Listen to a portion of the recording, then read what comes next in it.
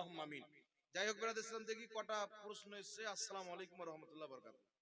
ওয়া আলাইকুম আসসালাম ওয়া রাহমাতুল্লাহি ওয়া বারাকাতুহু। আমার প্রশ্ন হচ্ছে যে আল্লাহ তাআলা নবী পাককে এটা কি সৃষ্টি করেছেন নাকি? সৃষ্টি করেছেন, কিন্তু আপনারা নবীর নাম শুনে চুমু দেন, অথচ আল্লাহ তাআলার নাম শুনে চুমু দেন না। আর উত্তর তো বহুত রকম হয়। এখানে বাপের বয়সের লোক আছে, নাহলে শাশুড়ি আর স্ত্রীর তফাৎটা বুঝিয়ে দিতাম যে স্ত্রী তো শাশুড়ি তো স্ত্রীকে জন্ম দিয়েছেন নাকি, তাহলে স্ত্রীর সাথে থাকছেন তো শাশুড়ির সাথে থাকেন না কেন? তো জি, তো যাই হোক, জবাবটা এইভাবে আমি দিব না, বাপের বয়সের লোক আছে। আচ্ছা বলেন তো বাবা, কেউ বলছে কি যে আল্লাহর নাম কেন চুমুন দেন না, নবীর নাম কেন চুমুন দেন? আচ্ছা আপনারা বলেন তো, আল্লাহকে কেউ টাচ করতে পারেন? কেউ ছুঁইতে পারে, স্পর্শ করতে পারে? যাকে ছোঁয়া যায় না তাকে চুমা যায় না, আপনি জানেন? আপনাকে যদি বলি যে ফ্যানের হাওয়া বইছে, আপনি চুমুন দেন তো পারবেন? যে চুমুন দেওয়া যায় ওই যে ব্যক্তিকে যার আকার আকৃতি থাকে। আল্লাহর কি আকার আকৃতি আছে? জি, একটি কথা। দ্বিতীয় কথা, এই প্রশ্ন আমাকে আরেক জায়গায় করেছিল, আমি উত্তর দিয়েছিলাম আমার প্রথম যেটা আপলোড ভিডিও হয় চ্যানেলে। আচ্ছা বলেন তো বাবা, আমি যদি প্রশ্ন করি যে আপনারা মায়ের পেট থেকে কেন এসেছেন, বাবার পেট থেকে কেন আসেননি, তো প্রথম তো বলবে মৌলবী পাগলা হয়ে গেছেন। আমি যখন বারবার জিজ্ঞাসা করব তো সবারই উত্তর হবে যে মায়ের পেটে আল্লাহ সিস্টেম করেছেন, তাই মায়ের পেট দিয়ে আসি, বাপের পেটে সিস্টেম করেনি। তো নবীর নাম চুমুন দেওয়ার হাদিস আছে, আল্লাহর নাম চুমুন দেওয়ার হাদিস নাই, তাই নবীর নাম চুমুন দিই, আল্লাহর নাম দিই না। একটা আমি হাদিস শুনিয়ে দিই। হাদিসটি হচ্ছে হিলিয়াতুল আউলিয়া, 950 বছর পূর্বের লেখা কিতাব। হাদিসের মান হচ্ছে হাসান। ইমাম মালিক বলেছেন হাসান হাদিস ইসলামের দলিল। জোরে বলেন সুবহানাল্লাহ। হাসান হাদিসকে অস্বীকার করা গুমরাহি। যে হাদিসটিকে ইমাম সিউতি রাহমাতুল্লাহ আলাইহি খাসাইসুল কুবরার মধ্যে লিখেছেন, যে হাদিসটিকে ইমাম মুল্লা আলী কারি রাহমাতুল্লাহ আলাইহি আসরারুল মারফুয়া কিতাবের মধ্যে লিপিবদ্ধ করেছেন। আসরারুল মারফুয়া যেটা সৌদি আরব থেকে ছাপানো হয়েছে, আমার কাছে কিতাবটি আছে আলহামদুলিল্লাহ। হাদিসটি কি? মুসা আলাইহিস সালামের জামানায় একজন ব্যক্তি 200 বছর পর্যন্ত আল্লাহর নাফরমানি করেছিল। কত বছর? 200 বছর নাফরমানি করে মারা গেছেন। মুসা আলাইহিস সালামের উম্মতের যারা নামাজি পরহেজগার নেককার ব্যক্তি, তারা বলছেন যে এত গুনহগার ব্যক্তি আমাদের কবরে মাটি দিতে দেব না। ওর লাশকে ধরে নিয়ে গিয়ে যেখানে নোংরা আবর্জনা ফেলে সেখানে ফেলে দিল। হাদিসটি একবারে হাসান সনদে বর্ণিত। তারপরে কি হলো? মুসা আলাইহিস সালাম তুর পাহাড়ে গেছেন। আল্লাহ বলছেন মুসা, তোমার উম্মতেরা আমার যে বান্দার লাশকে কেচড়াতে ফেলেছে, তুমি যাও ওই বান্দার লাশকে উঠিয়ে সুন্দর করে গোসল দিয়ে কাফন দিয়ে মুসলমানদের কবরস্থানে দাফন করো। মুসা আলাইহিস সালাম বলছেন আল্লাহ, তোমার ওই বান্দাকে আমি উঠাবো তুলবো, কিন্তু আমার উম্মতেরা সাক্ষী দিচ্ছে ওই বান্দা বড়ই গুনহগার, 200 বছর তোমার নাফরমানি করেছে, কোনো ইবাদত করেনি। তারা যখন আমি উঠাবো তখন বলবে এরকম পাপী ব্যক্তিকে কেন গোসল দিচ্ছেন, কেন কাফন দিচ্ছেন? আমার উত্তর কি হবে? আল্লাহ বলেছিলেন মুসা, আমি যা জানি তোমরা জানো না। আমি জানি আমার সেই বান্দা 200 বছর আমার নাফরমানি করেছে, কিন্তু মুসা আমি তোমার প্রতি যে কিতাব নাজিল করেছি তাওরীত শরীফ, ওই তাওরীত শরীফ আমার সেই বান্দা পাঠ করত, আর ওই তাওরীতের মধ্যে যখন আমার হাবিবের নাম ইসমে মুহাম্মদ, মুহাম্মদ নামটিকে যখন দেখতো, পাঠ করত, আল্লাহ বলছেন জাফারা ইবহামাইহি, নিজের দুটি বিরুদ্ধ আঙ্গুলকে চুমুন দিত, ওয়া মাসাহা আলা আইনাইহি, নিজের দুই চোখে মাসা করত। ওগো মুসা শুনো, আমার নবীর নামকে চুমুন দিয়ে চোখে লাগার কারণে আমি আল্লাহ তার 200 বছরের গুনাহ ক্ষমা করে দিয়েছি। আর একটু জোরে হবে না সুবহানাল্লাহ? হাদিসটা লাগলে এক্ষুনি আমার সাথে যোগাযোগ করতে পারেন, এনি টাইম মোবাইলে লিখে রাখি আমি। হাদিসও লিখে রেখেছি, ওর সনদও লিখে রেখেছি, আর হাদিসটা যে হাসান একবারে ক্লিয়ার ভাবে প্রমাণ করে রেখেছি। আর আহলে হাদিসদের একজন মৌলবী বলেছে যে হাসান হাদিসকে অস্বীকার করলে কাফির হয়ে যাবে। তাহলে আপনারা ভাবেন আপনারা কি হবে? তাহলে বলেন তো বাবা, মুসা আলাইহিস সালামের উম্মত 200 বছর গুনাহ করে যদি আমার নবীর নাম চুমুন দিয়ে চোখে লাগালে জান্নাতি হয়ে যায়, তাহলে আমাদের বয়স তো 60 বছর। 60 বছরের মধ্যে ধরে 20 বছর গুনাহ কম করি না, কি বলেন? 10 বছর বাদ দেন, গুনাহ বেশি থাকলো 50 বছরে থাকবে। তাহলে ওই উম্মতের যদি আপনার 200 বছরের গুনাহ মাফ হয়, আমাদের 40 বছরে হলি আলহামদুলিল্লাহ জোরে বলেন, না কি বলেন? তাই নবী পাক সাল্লাল্লাহু আলাইহি সাল্লামের নাম চুমুন দেওয়া এটা নেকির কাজ, সওয়াবের কাজ।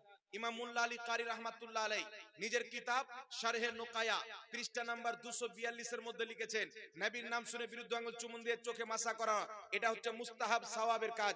ইমামুল ফুকাহা ইমাম ইবনে আবিদিন শামী রাহমাতুল্লাহ আলাইহি নিজের কিতাব ফাতাওয়া শামীর মধ্যে দারুল উলুম দেওবন্দের ছাপ বেইরুত থেকেও কিতাবটি ছাপা হয়েছে, সেই কিতাবের মধ্যে বলেছেন নবীর নাম শুনে বিরুদ্ধ আঙ্গুল চুমুন দিয়ে চোখে মাসা করানো এটা সওয়াবের কাজ।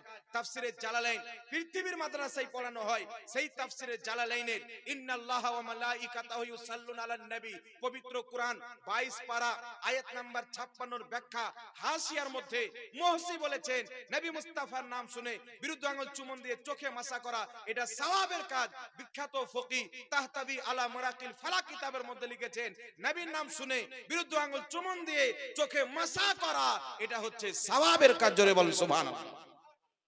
যারা বলেন নবীর নাম শুনে চোখ চুমুন দিয়ে চোখে লাগানো যাবে না, এরা হচ্ছে গাঁজাখোর। জি, এরা হচ্ছে দাজ্জাল কানা, এরা এক পাতা পড়েছে আর এক পাতা পড়েনি।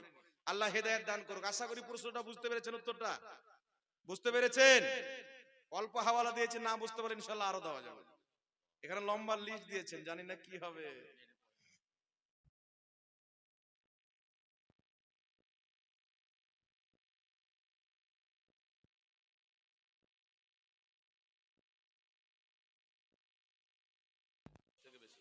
সব থেকে বেশি কিন্তু হাজারে আসওয়াদ জান্নাতি পাথর, সেটাকে নবী পাক চুমু দিয়েছেন। আমরা সেই কাবার দিকে নামাজ পড়ি। আমরা সেই কাবার দিকে নামাজ পড়ি। তাহলে রিয়াজুল জান্নাতের সম্মান বেশি নাকি কাবার সম্মান বেশি? রিয়াজুল জান্নাতের সম্মান বেশি না কাবার সম্মান বেশি? মানে কাবার চুমু হাজার আসওয়াদ চুমু দেয়। দেখেন, রিয়াজুল জান্নাহ ওটা জান্নাতের অংশ, আর হাজরে আসওয়াদ এটা হচ্ছে জান্নাতি পাথর। দুটোই জান্নাতি মাল, বুঝতে পারলেন? দুটোই হচ্ছে জান্নাতি মাল। হাজরে আসওয়াদকেও নবী জান্নাতি পাথর বলেছেন, আর ওই যে রিয়াজুল জান্নাহ এটাকেও নবী পাক জান্নাতের অংশ বলেছেন। আর পাথরটাও জান্নাতের অংশ, ওটাও জান্নাতের অংশ। এই দুটার মধ্যে কোনটা বাড়া কোনটা কম এটা আমি বলতে পারবো না, দুটাই জান্নাতি। তবে এটা জিজ্ঞাসা যদি করতেন যে কাবা ঘর বেশি উত্তম না নবী পাকের রওজা বেশি উত্তম, তাহলে নবী পাক সাল্লাল্লাহু আলাইহি সাল্লাম বেশি উত্তম। কাবা সৃষ্টি কি সৃষ্টি না? কথা বলেন। আমাদের নবীও সৃষ্টি, আরশে আযমও সৃষ্টি। সুতরাং আল্লাহর সৃষ্টির মধ্যে সবচাইতে শ্রেষ্ঠ কে, কাবা না নবী? আর জোরে বলতে হবে। তাই সর্বশ্রেষ্ঠ ব্যক্তি নবী মুস্তাফা আছেন কোথায়? রিয়াজুল জান্নাতে। তাহলে কি বোঝা গেল? সর্বশ্রেষ্ঠ হচ্ছে রিয়াজুল জান্নাহ। আর যে রিয়াজুল জান্নাতের নবী আরাম করছেন, এটা যে 7 আকাশের উপরে জান্নাত আছেন, ওই জান্নাতের অংশের মধ্যে সবচাইতে উত্তম অংশ, বলেন সুবহানাল্লাহ। আর এটা নবী পাক সাল্লাল্লাহু আলাইহি ওয়াসাল্লামের হাদিস আছে, রাসূল পাক বলেছেন মক্কার চাইতে মদিনা, ফুকাহায়ে কেরামও বলেছেন আমার নবী থাকার কারণে উত্তম, কারণ আমার নবী হচ্ছে শ্রেষ্ঠ। এবার আসেন মসজিদ এবং মাদ্রাসার কমিটিগুলো কেমন হওয়া উচিত, দরকার। মসজিদ এবং মাদ্রাসার কমিটি কেমন হওয়া দরকার এটা আপনারাও জানেন, প্রশ্ন করেছেন। তাই এখনকার মসজিদ আর মাদ্রাসার কমিটি তো 3 মহিলা রাস্তাতে বসে জুয়া খেলে। আল্লাহ হেদায়েত দান করুক, সকলে বলুন আল্লাহুম্মা আমিন। যারা মসজিদ এবং মাদ্রাসার কমিটি আল্লাহ আল্লাহ রাসূলের ঘরে জড়িত আছে, তাদেরকে মানে লজ্জা করা উচিত, তাদেরকে 5 ওয়াক্তের নামাজ পড়া উচিত, আর নোংরা কাজ থেকে বাঁচা উচিত। তাদের একটা আল্লাহ সম্মান দান করেছেন, বুঝতে পেরেছেন? আর গ্রামের চারসি মারসি গাঁজাখোর মদ করে সাথে বসে জুয়া খেলে নিল, আপনার আর কিছু করে নিল, তাহলে ও সম্মানটা থাকবে? সম্মান থাকবে না। সুতরাং ভালো মানুষ হওয়া উচিত। বিনা কারণে কোনো স্ত্রীর বাচ্চা বন্ধ করা যাবে কিনা? না। দরগা কিংবা মাজারের মান্নত করা যাবে কিনা? মান্নত একমাত্র আল্লাহর জন্য হবে। দরগা এবং মাজারে যদি কোনো ব্যক্তি এই নিয়ত করে যে আমি ওখানকার যারা খাদিম আছে বা আর কেউ আছে বা ইসালে সওয়াবের জন্য আমি ওখানে খাসি নিয়ে যাব, গরু নিয়ে যাব, জবাই আল্লাহর নামই হবে, তাহলে এটা জায়েজ আছে। যেমন আবু দাউদ শরীফের মধ্যে হাদিস, একজন মহিলা নবী পাকের কাছে আসলেন, সহিহ হাদিস, ইয়া রাসূলুল্লাহ আমি আমার দুটো মিন্নত আছে। নবী পাক বললেন কি?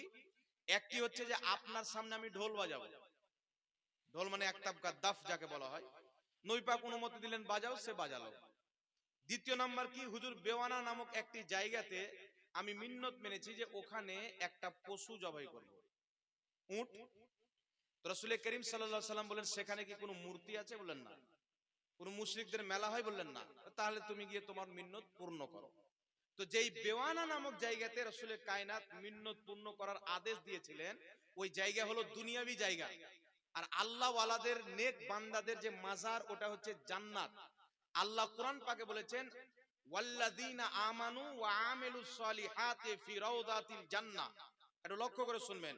আল্লাহ বলছেন যারা ঈমান এনে ভালো কর্ম করে যায় তারা জান্নাতের বাগানের রওজাতে থাকবে, বলেন সুবহানাল্লাহ।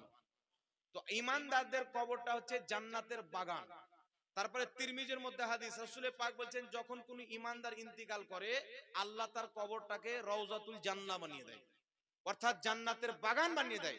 এই জন্য নবীগণের আউলিয়ায়ে কেরামগণের কবরকে রওজা বলা জায়েজ। আল্লাহ কোরআন পাকে বলেছেন, নবী হাদিসে বলেছেন।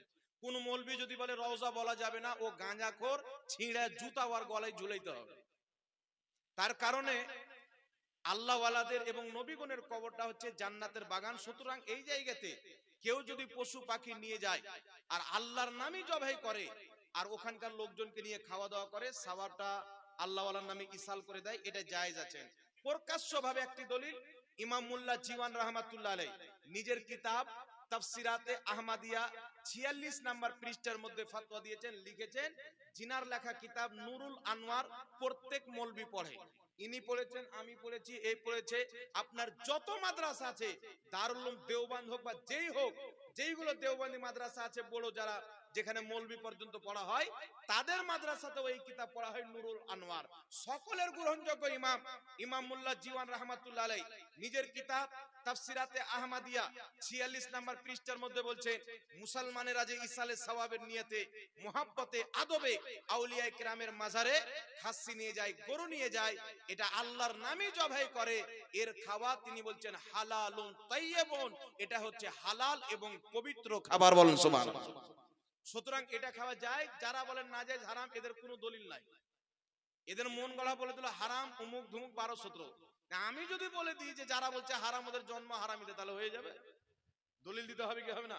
আমি যেমন দলিল দিলাম, হাদিস থেকে ইস্তেমবাদ করলাম, ফুকাহায়ে কেরামের ফতোয়া দেখিয়ে দিলাম, হিম্মত যদি থাকা কেউ একটা দলিল দিয়ে দেখাক, আর কিয়ামত পর্যন্ত দেখাতে পারবে না। সুতরাং একটা কথা মনে রাখবেন, মান্নত হবে কার জন্য? আল্লাহর জন্য হবে। মান্নত আমি মসজিদে করতে পারি, মাদ্রাসাতে করতে পারি, আউলিয়ায়ে কেরামের দরবারে করতে পারি, যেখানে ভালো জায়গা আছে আমি সেখানে করতে পারি। তারপরে লেখা আছে মুসলিম সম্প্রদায় পান বিড়ি সিগারেট গুল ইত্যাদি নেশা করা যাবে কি যাবে না, হালাল না হারাম?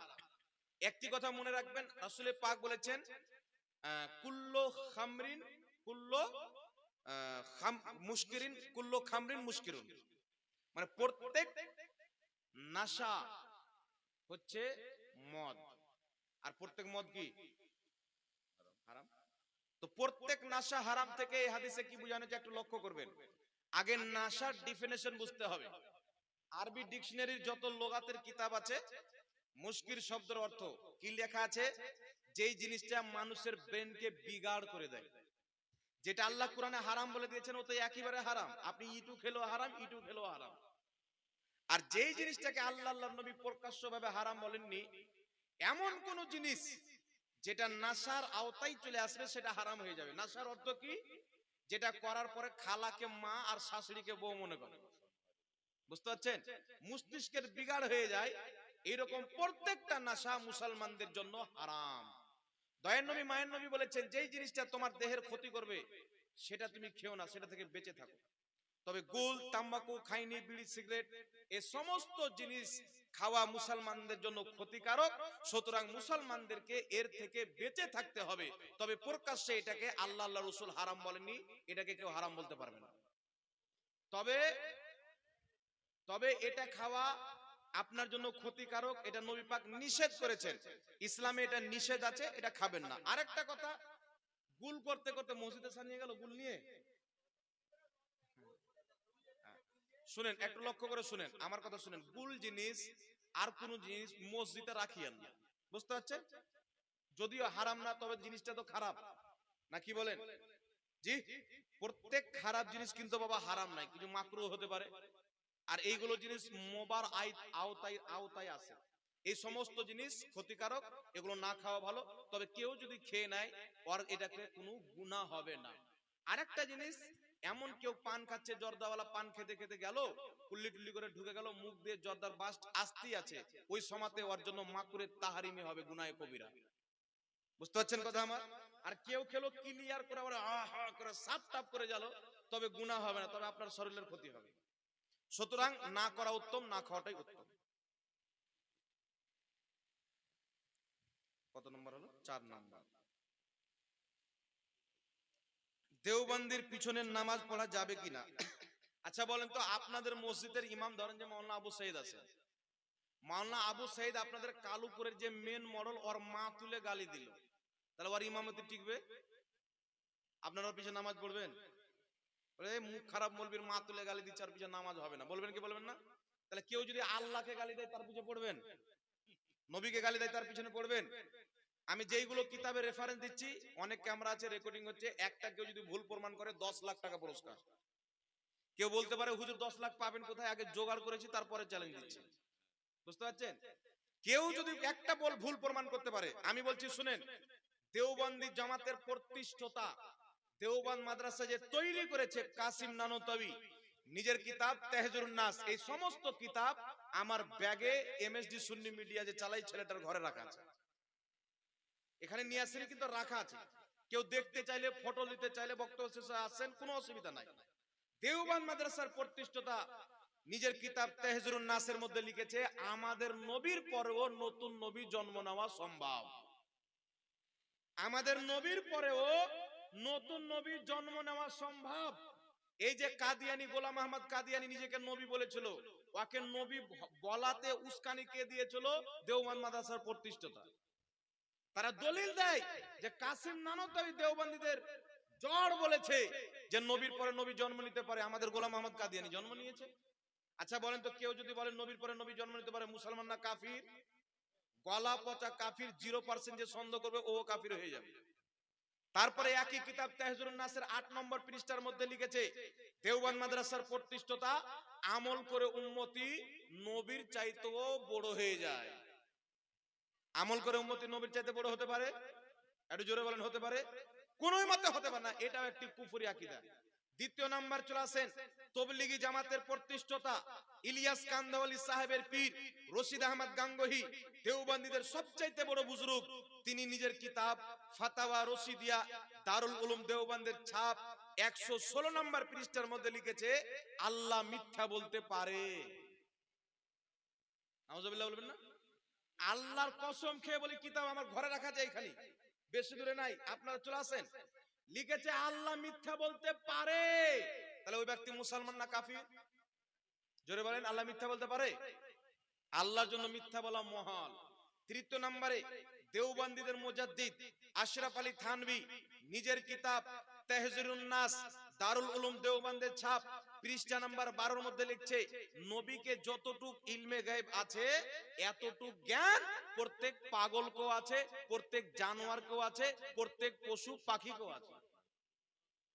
তাহলে কেউ যদি বলে নবী পাকের মতন জ্ঞান প্রত্যেক জানোয়ারকে আছে, অর্থাৎ গরু ছাগলকে আছে, মুসলমান হবে না কাফির হবে?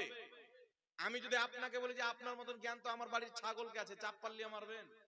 আর যে নবীর জ্ঞানকে বলেছে, যেই নবী বলছেন তিরমিজির হাদিস, তাজাল্লালি কুল্লু শাইইন ওয়া আরাফতু, প্রত্যেক বস্তু আমার প্রতি উজ্জ্বল হয়ে গেল, আমি প্রত্যেক বস্তুকে চিনে নিলাম। বলুন সুবহানাল্লাহ।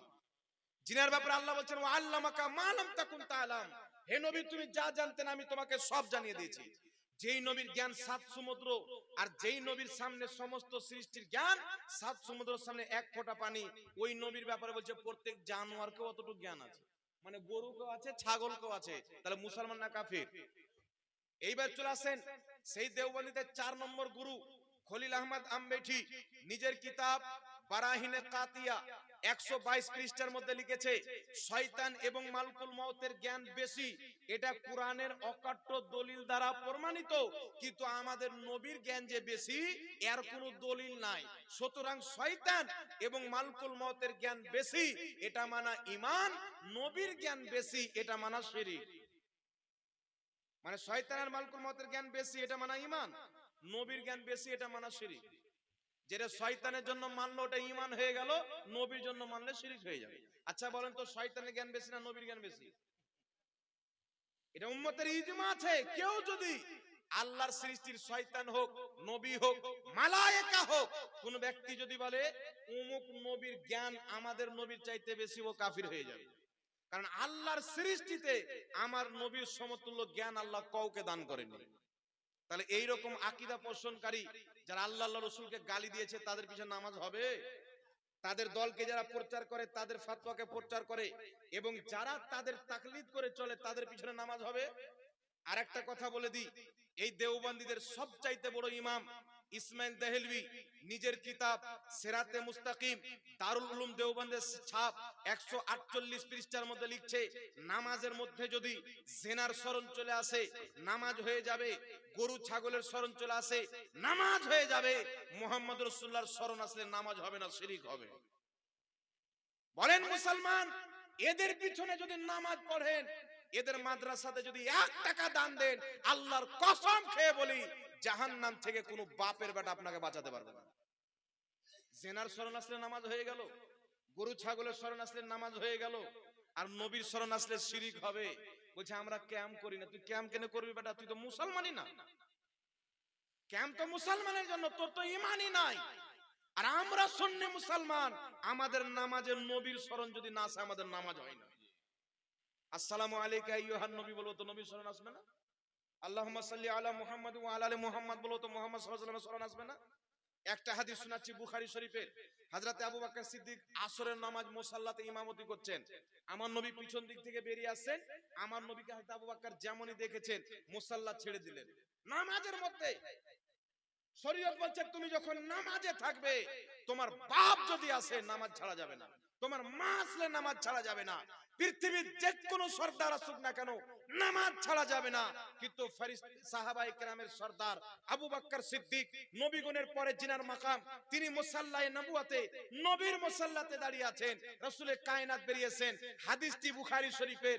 নবীকে দেখে সাহাবী আবু বকর সিদ্দিক পিছিয়ে গেলেন। নবী বলছেন আবু বকর নামাজ পড়াও। আবু বকর সিদ্দিক আবার পিছিয়ে গেলেন। নবী বলছেন নামাজ পড়াও। আবু বকর সিদ্দিক পুরো পিছিয়ে গেলেন। নবী নামাজ কমপ্লিট করলেন, সাজদা সহ করলেন না।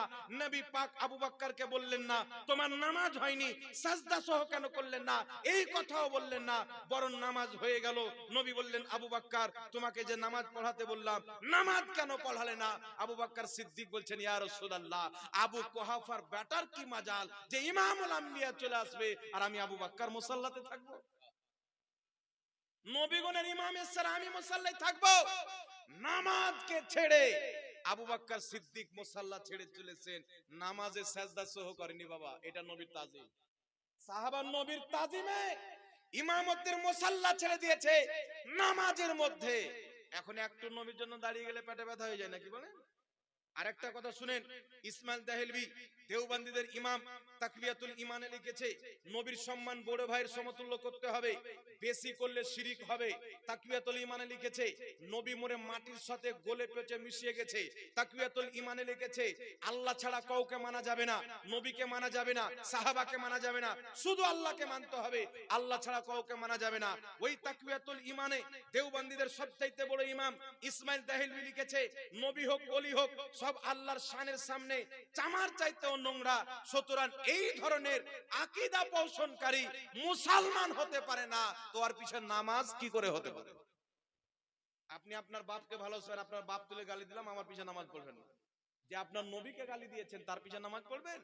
যে আপনার আল্লাহকে মিথ্যাবাদী বলেছেন তার পিছনে নামাজ পড়বেন? আপনার বাপের সম্মান বেশি না নবীর সম্মান বেশি? আপনার বাপের সম্মান বেশি না আল্লাহর সম্মান বেশি?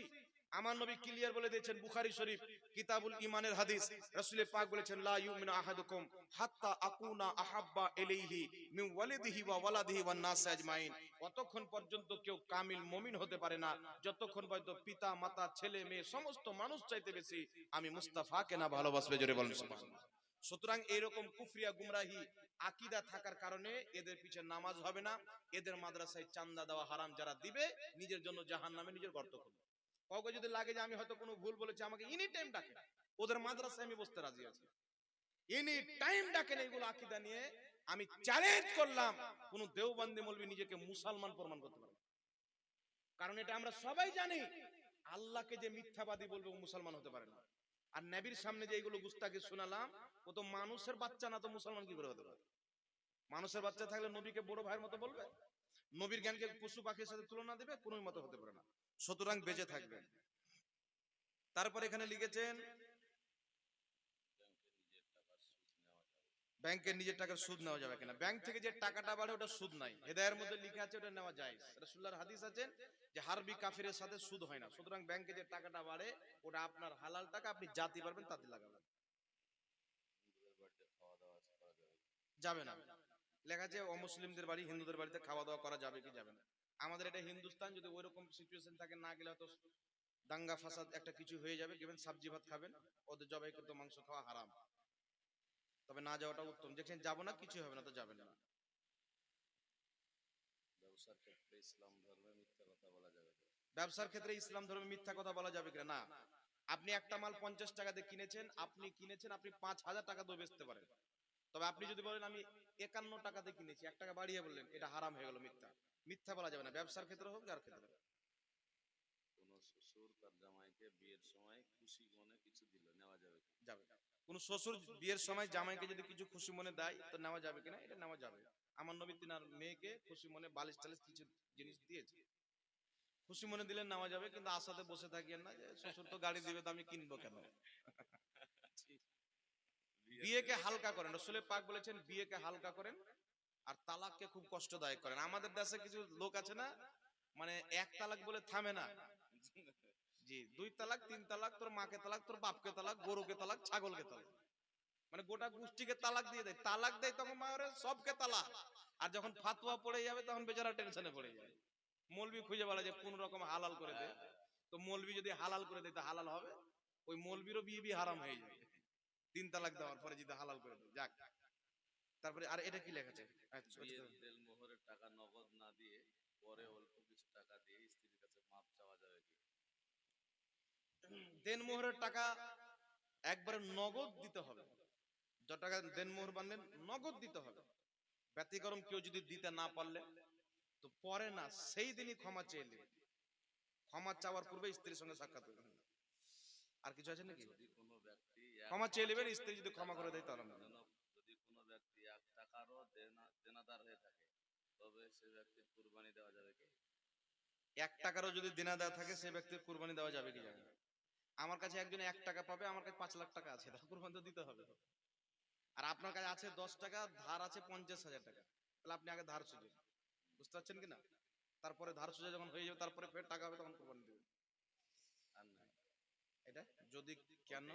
ওটাই হলো। যাক, জাযাকাল্লাহু খাইরান ফিদ দারাইন। অনেক প্রশ্ন করলেন, উত্তর দেওয়া হলো।